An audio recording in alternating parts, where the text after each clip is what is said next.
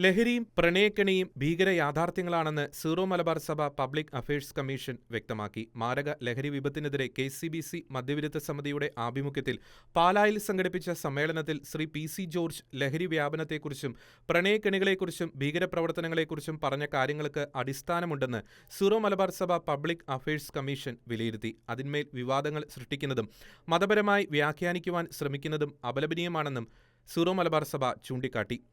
ലഹരിയെക്കുറിച്ചും പ്രണയക്കെണികളെക്കുറിച്ചും അവ മൂലമുണ്ടാകുന്ന ദുരന്തങ്ങളെക്കുറിച്ചും നിരന്തരം വാർത്തകൾ വന്നുകൊണ്ടിരിക്കുന്നു.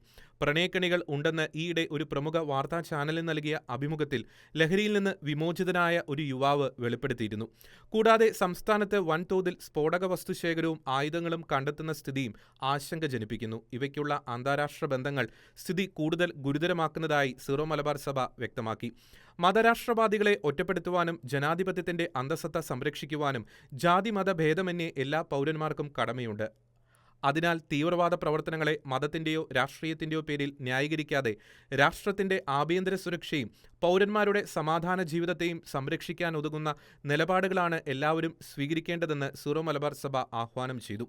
ശ്രീ PC ജോർജ് ഉന്നയിച്ച വിഷയങ്ങളിൽ ഇരകളായവരുടെയും കുടുംബങ്ങളുടെയും സ്വകാര്യതയും സുരക്ഷയും ഉറപ്പാക്കിയുള്ള ഉന്നതതല അന്വേഷണം നടത്തണമെന്ന് സീറോ മലബാർ സഭ പബ്ലിക് അഫയേഴ്സ് കമ്മീഷൻ കേന്ദ്ര സംസ്ഥാന സർക്കാരുകളോട് ആവശ്യപ്പെട്ടു. സീറോ മലബാർ സഭയുടെ public affairs commission secretary Father James Kokkavayalil പുറപ്പെടുവിച്ച പ്രസ്താവനയിലാണ് ഇക്കാര്യങ്ങൾ വ്യക്തമാക്കിയിരിക്കുന്നത്.